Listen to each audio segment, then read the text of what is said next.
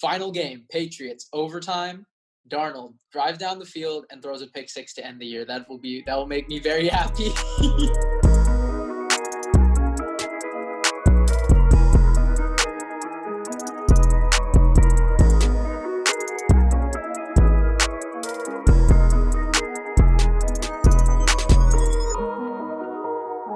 Hello, everybody, and welcome back to the Cold Hard Truth Podcast. I'm Anish Gupta.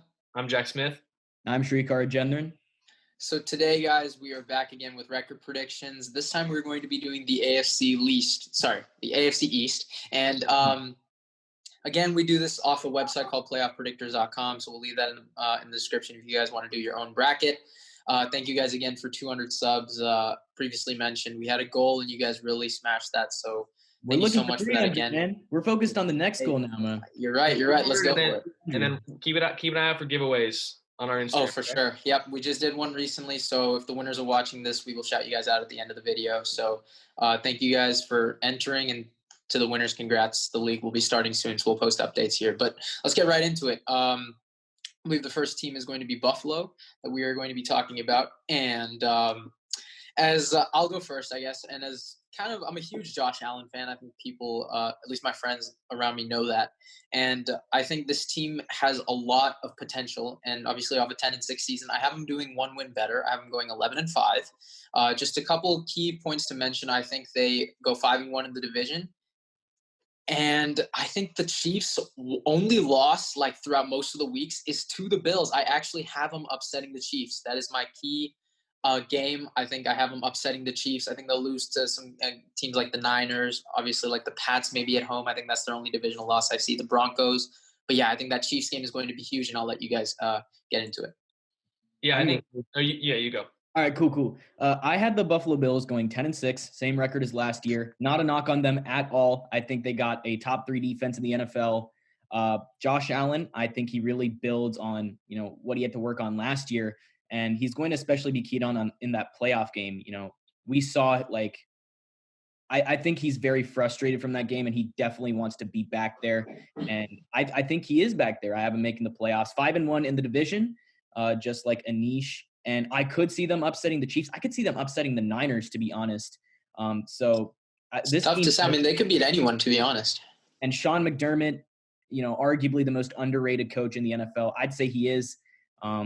This team has so much potential, and I can't wait to see what they do this year.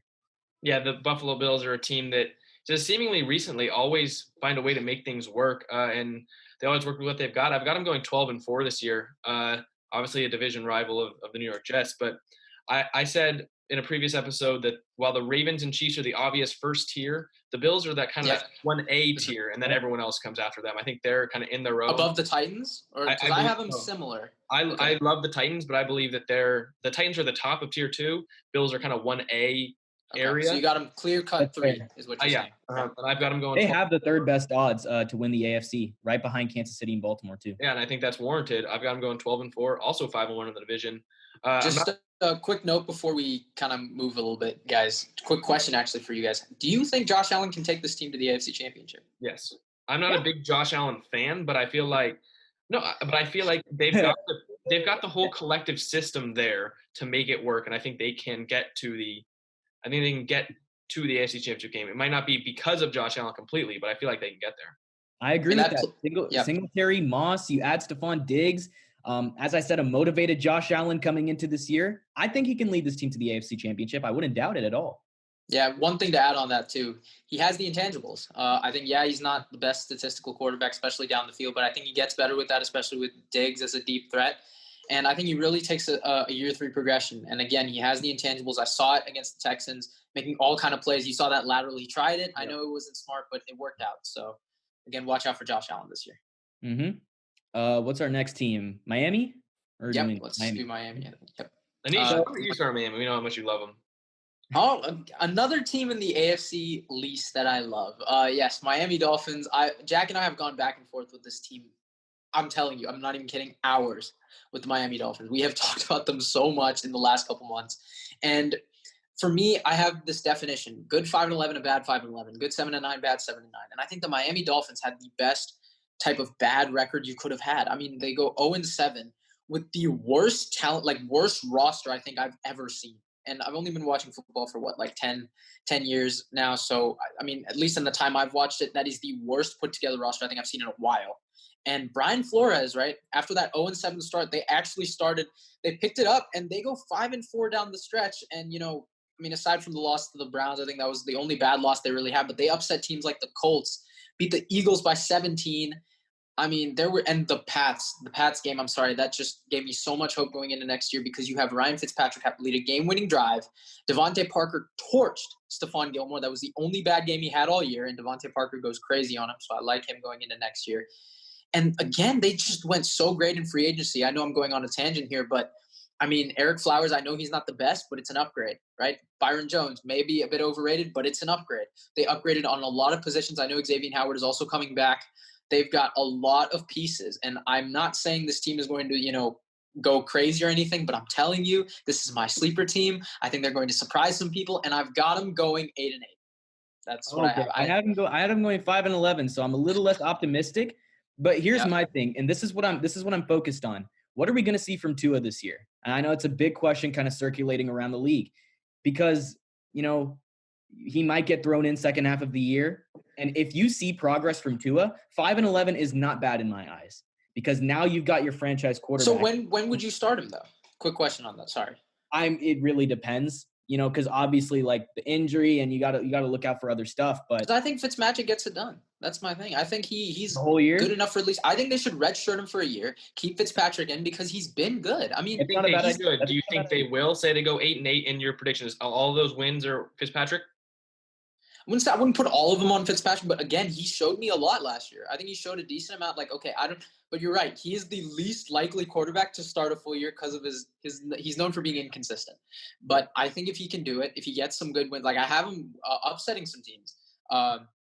And I think if he can continue on the path that I see, I mean, why not keep him for another year and redshirt Tua, let him fully get healthy, right? And then you get your quarterback coming in with this team that all develops. You have Jordan Howard and stuff like that, right? Players who are coming out from different teams. If you develop them and Tua's got this loaded roster near him, man, it's good to be in Miami. I still think this team is 1 or 2 years away, but Jack, we haven't heard from you yet, man. Yeah. I mean, I think it's going to surprise Anish that I've got the Dolphins doing better than Streetcar does. I hate the Dolphins. I'm not a big believer in Tua. I've kind of been that throughout the entire draft process. Yes, you have. I've got them going 6-10, and so I'll take that as a win. You cannot be mad at me for that because I'm better than Streetcar on that one. Yeah, no, I won't be mad at you. I thought you had them going like 3-13. I would have snapped at you, but okay, I can take a 6-10. I think 6-10 is possibly higher. Do I see 6-10 or 7-9 is kind of like their ceiling? But I think they've got a ton of potential these next couple of years. Mm-hmm. For sure. New England? Yes, sir. Let's go to New England. So it did come out that Cam was the week 1 starter, which is something we didn't expect, really. Oh, yeah. No, I'll go on and say this first. I was under the impression, and I actually suggested that Cam wait a little bit, get more comfortable with the system. But, I mean, he's looked good in camp, guys. I mean, have you guys seen the highlights from a Bleacher Report? They've been posting it a lot. He's looked really good. He's shown a lot of passion. He was named a captain. So I think for all our football fans out there and guys who played football, that is a big deal, especially coming in your first year there and you're named offensive captain. That's huge. Yeah. And I think Belichick is actually giving him a lot of the keys to the system. And I'm really fond of that. So I'll let Shrikar start off, maybe give his record and say what he thinks. This is where I'm going to openly admit that I'm like 80% sure that I'm wrong. I have the Pats going 6-10, and that may seem like a pretty disrespectful record to give the Pats, especially considering Belichick's track record. But you got the toughest schedule in the NFL. You got Cam Newton. We've never seen him in this system.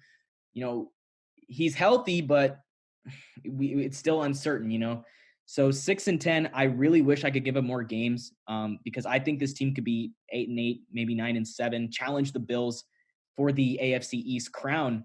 But unfortunately, 6-10. Really sorry, Pats fans, but that's a double-digit loss campaign. It's weird. I feel like that I'm kind of warming up to this Cam Newton idea in New England. I feel like the stuff I've been seeing, I'm impressed by what Cam Newton's been doing. And captains, I think, just to kind of go back onto that point, it's not just based off what you look like on the football field. Especially for Belichick, I'm sure he takes lots of other things into account. It's a great point. And the stuff that we've been hearing about the work that Cam Newton is putting in, both on film, studying the playbook, on the field, in the gym, I've seen a lot of great things that people are raving about Cam Newton's work ethic right now. And I'm still, I'm still not a complete believer in his injury. I think maybe he's not completely healthy, but it's something we'll see on the field. I've got the Patriots going 7-9. But if I'm wrong about Cam Newton, this team's a 9-7, 10-6, 8-8 Exactly. team. Exactly. So I think, guys, take notes. I don't think I'm ever going to get Jack to praise Cam Newton, Josh Allen, and the Dolphins in the same video. So this is great. I just didn't harp on them as much. This is great for me right now. But for the Patriots, again, I think Srieger and Jack touched on it a lot. Cam Newton, I've loved what I've seen, and I think Devin McCourty even put it best, where he's always the first one there and the last one out. And every time you hear that, you talk about these star players, that's always what people say. They're always the first one there, the last one out. So I'm seeing this tangent here with Cam Newton. I'm like, okay, this is a good start for New England, and I know they have a lot of opt-outs. I know they're going through a lot, but again, if there's one guy I don't bet against, is Bill Belichick. So I got the Patriots going 8-8. I think they fight for a playoff spot. I'm not going to give away who makes it and who doesn't right now, but it's borderline for me. Talking to some Patriots fans, they're also really skeptical with all the opt-outs.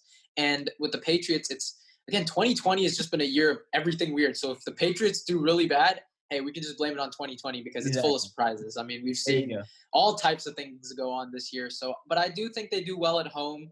I got them going 4-2 in the division. I think they upset some teams. Again, I think they upset the Broncos at home. I mean, I don't even know if you'd call that an upset, but I think they upset the Bills at home, right? Just those type of games, I think the Patriots are always going to be in. And Gillette, I know there's no fans, but it's always a tough place to play. So I got 8-8.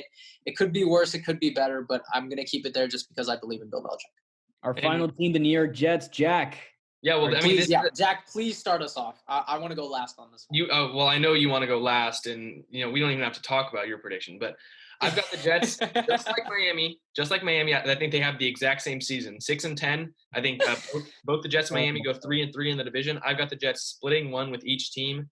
Originally, I think I had them 8-8 after the Jamal Adams and CJ Mosley Jamal Adams trade, CJ Mosley opted out.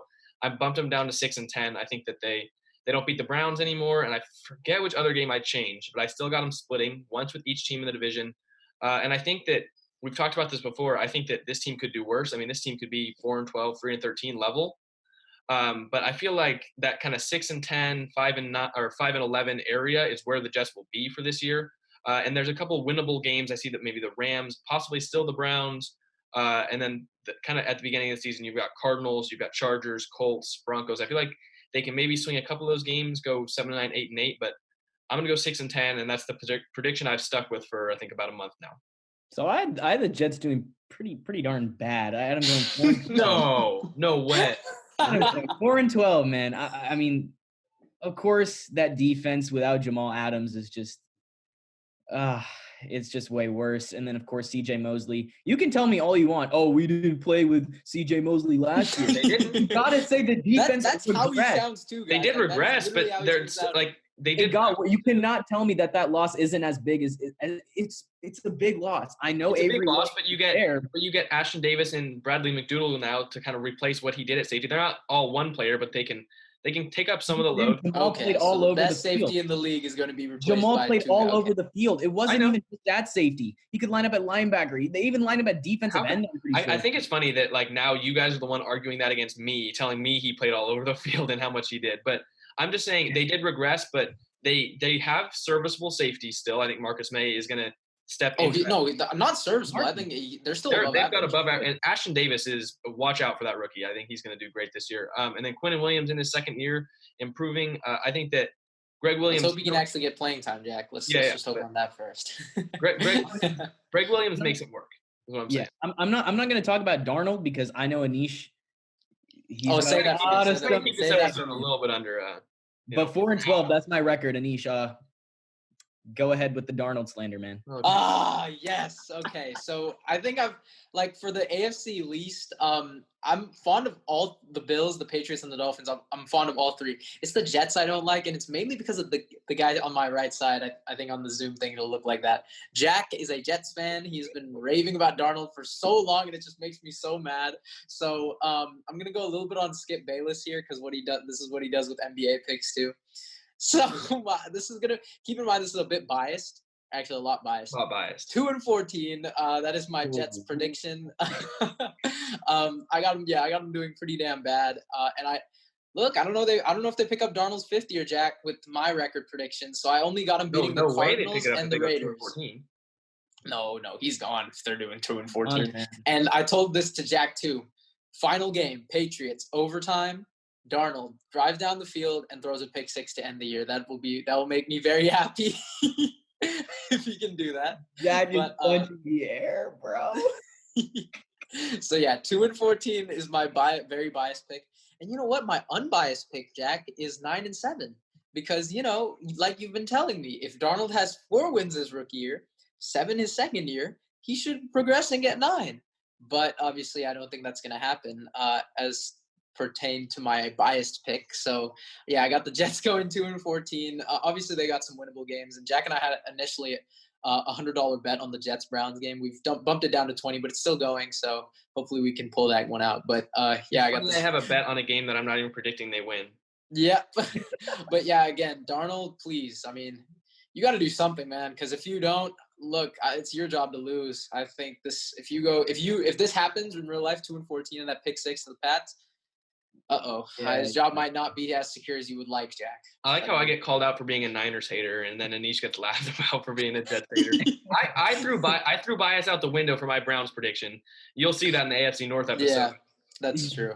Hey, I threw bias out. 2-5. I gave you 9-7, bro. I mean, come on, they're gonna make the playoffs with that. Unbiased 9-7. Okay, but I think we've had a little bit too much fun here, guys. Let's kind of wrap this up. Obviously, we all have different predictions here. I think we all have the Bills winning, but this division is really hard to predict. I'm just going to let you guys know that. I think the Patriots, Dolphins, Jets, and Bills really could go either way. But to kind of wrap this up again, thank you guys for hitting that 200 subscriber goal. And again, like Shrikar said, 300 is on the way. Please help us get there. Again, you can check out all our links down below, our socials, Instagram, Spotify, Apple Podcasts. Please go check those out. And there will be more giveaways down below. I guarantee that. With the season coming up, we've got a lot planned for you guys. So please stay tuned. Thank you guys for watching, and we'll see you next time. Hey, go to playoffpredictors.com and give the Jets more than 2 wins. No, please don't. Don't do that. All right, see you guys.